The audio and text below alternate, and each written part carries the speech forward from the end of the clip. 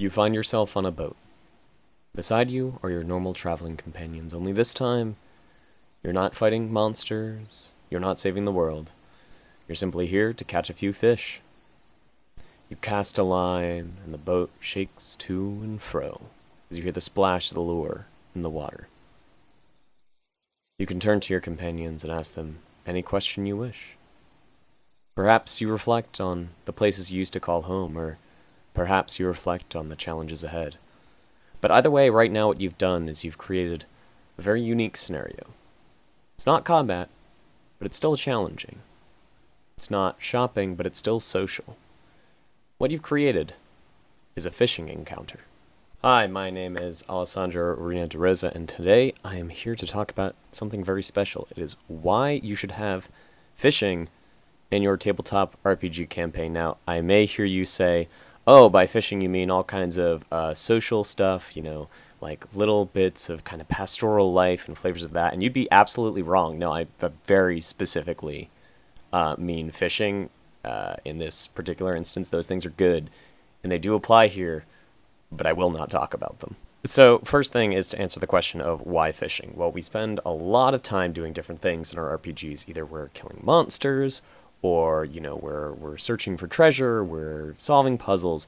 Regardless of your setting, your players are usually doing something that is very intensive, very involved, and usually has a high risk factor. Now, fishing is simultaneously a really good synthesis of what makes those things fun, while taking out any kind of pressure to actually succeed. The crux of fishing is that you throw a lure into the water and you hope something bites, and if you apply enough skill, something might. And if nothing does, you probably still have a backup plan for dinner. Now, you may also say, well, my campaign is super gritty or it's super combat-driven. Like, there's no room for fishing games, and you'd be absolutely wrong.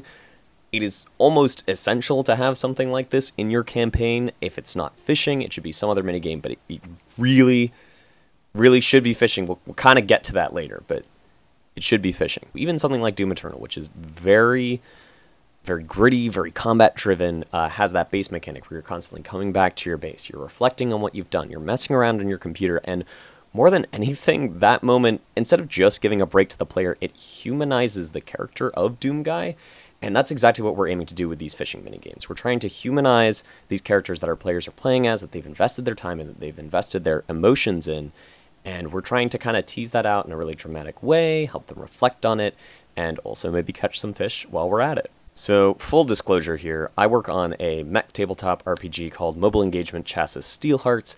I'm very excited about it. It just got its first free playtest kit released recently. There will be links in the description and such. And for this, I actually designed a very specific fishing minigame. It's super rules light, super lightweight, and I actually have that separately on my itch page. You can download it right now and take a look at it. And that was something that felt kind of essential from the get-go of that game. So Steelhearts is a game that is very player-driven, very pilot-driven. It's about the narratives that these characters go through as they're going through combat, as they're solving problems in the world, as they're having to negotiate politics between various factions, and, their relation in terms of nature. And all of those things relate surprisingly well to fishing, which we'll still get to, I promise. So the way this fishing minigame mostly works is that you take turns going around the table. You literally throw a D4 at a small, like normal printer-sized piece of paper, and most of the time that D4 will land nowhere on there. Sometimes it will land on something and you'll catch something, but most of the time you will completely miss. It is very intentionally designed that nothing actually happens in terms of the fishing. And what this forces is a phenomenon that I think anyone who's gone fishing with another human being knows very well, which is that you start talking, you start opening up. So fishing has this kind of mystique about it. You're with someone else on a boat, maybe even a group of people, and all of a sudden you're able to open up. There's a kind of vulnerability that you have there. Maybe you're, in the middle of a lake or on the end of a pier, but there's no one else really there aside from the people that you've willingly chose to bring along with you. There's a very intentional kind of camaraderie there as you're entering this, battle with the fishes, even though the fishes aren't really the reason you're there at all most of the time. I mean, I don't really know that many people who subsistence fish as a hobby. It's mostly you're bringing your friends there because it's an interesting experience to share, and it lets you open up to each other, lets you share some of those more personal, more vulnerable moments with each other. So, in real robot fishing, which, yes, that is the title of the fishing minigame, there's a very long list of questions that you will have to roll on if you don't manage to catch a fish. This is your character deciding to open up, deciding to break the silence by saying something about themselves or maybe someone else in the party. They range from talking about what that pilot thinks of, all the monsters that they're fighting in the world, to stuff like, this is my favorite person in the party and I wish I could do XYZ with them, because those are the real kinds of conversations people tend to have. And this is kind of the magic of the fishing game. It's not actually about the fish themselves, but it also totally is. And we're going to get to why you can't do this with anything else but a fishing game. You can get a fast meal of this with like tea time or whatever, but the fishing it's really important. So this isn't just self-promo for my game. I think that anyone running any kind of campaign should really do this, should take time, usually somewhere in the middle of the campaign, after the characters have gotten to know each other, to stop everyone and say, you are all going on a fishing outing. You are all going out together and having this vulnerable moment together. You've, been in climactic battles, or maybe you're playing something that's kind of not lethal, and, you've just been working on a farm for 3 weeks, and this is your vacation. And it allows all those high tension, those high stress moments, all the investments that your players have put into themselves, into their characters, and into each other especially, and it allows that to kind of really pay off in a very quiet and subtle and beautiful way. And you don't need to use my rules. I mean, my rules are like super rules light, and you could just throw them into whatever, but you could really just make something up on your own and come up with that list of questions, or even just see what kinds of conversations happen naturally. It's really important because in tabletop RPGs, I think we all have a very big goal of trying to make our players' characters matter. And sometimes it's really hard to spotlight character interactions. Sometimes they happen naturally, and that's one of the best feelings in the world, because you can just kind of go hands off and be like, all right, guys, like, do your thing. But sometimes it really does take that push of sitting them all on a boat and giving them no other options but to talk to each other or to catch the fish. So I think we should talk about the fish now. Do you guys want to talk about that? We should talk about the fish, because the fish are key. And to talk about this, also, shameless promotion for something that is not myself, but I would like to talk about a little game called Rod, Reel, and Fist. I don't know how to do this. Can you see that camera? There we go. I would like to talk about a RPG called Rod, Reel, and Fist. It is written by Richard Kelly, who I believe is also working on Fishborg, which another really... So Fishborg is a hack for Morkborg that adds fishing. So case in point, if you think your game is too gritty, you should go read Fishborg when it comes out, because I think the Kickstarter finished like 2 weeks ago, because that will probably prove you wrong in that you need this fishing game. But I do want to talk about Rod, Reel, and Fist, because it is a whole campaign that centers around fishing. And there's a lot of really cool things about fishing specifically that actually have a lot of drama to them. So we've talked about the subtleties of stranding your party. And now we're going to talk about kind of the drama side. It's this low-stakes drama where no one feels pressured, but everyone still feels that same excitement at victory. And it's really... Those things pair exceptionally well. It's why you specifically have to run a fishing thing. If your players don't want to hurt the fishies, you could just make it so that they're like robot fish or whatever in there. There's ways to work around that. Because, like, I don't want to hurt the fishies. The fishing is really important, and you need to trust me on that. So, Rod, Reel, and Fist, it's not just a campaign setting. It's a full set of mechanics that are really delightful, but it's all about, one person versus one fish, which is what fishing typically is. You could maybe make rules for net fishing if you really wanted to, but this is where that drama really starts to come through, because you have one person versus one fish, and the rest of the party is there to witness it.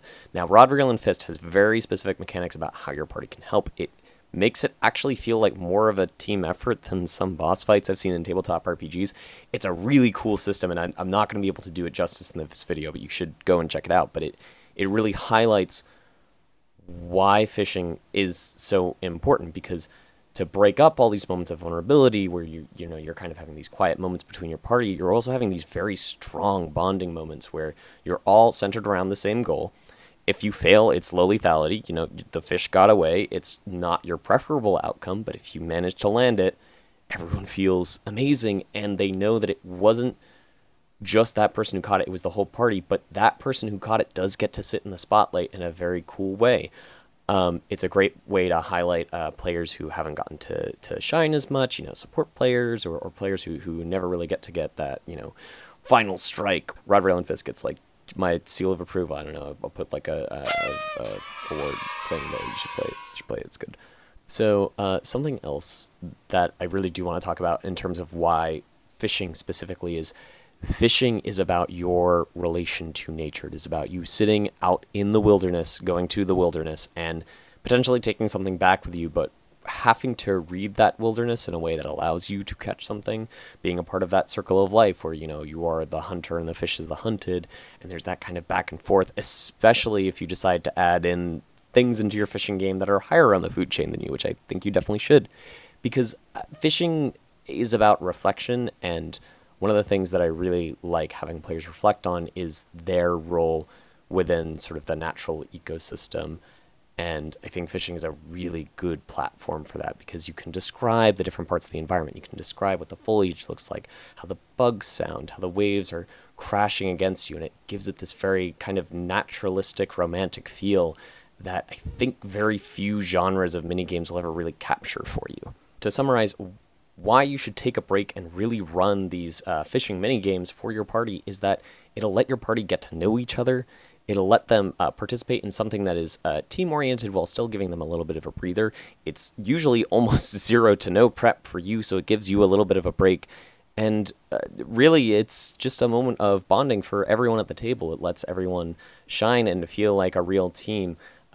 And, you can weave that in almost any moment. Maybe it's right after a party member passes, or maybe it's right before the final battle. It gives everyone this moment to breathe, a moment of real reflection, while still simultaneously feeling like a game, something that they're really working towards, something that they can pull artifacts from. There's nothing cooler than going on a little fishing quest and then coming back with like, oh, well, I caught this +10 swordfish that is now forever my sword and my buddy because he can breathe for some reason and he talks. Or, pulling out, a piece of junk in the middle of the ocean being like, oh, I'm going to forge this into some new armor. Or maybe just catching a new goldfish, or maybe in a more survival-based game, just, catching your next meal and having that for your overland travel.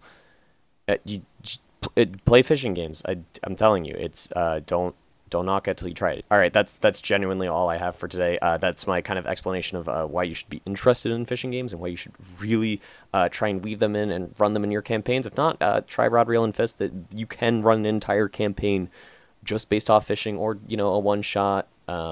Rod, Reel, and Fist has actually really good mechanics for developing a quick scenario, so that is literally zero prep, one shot, and it's a blast.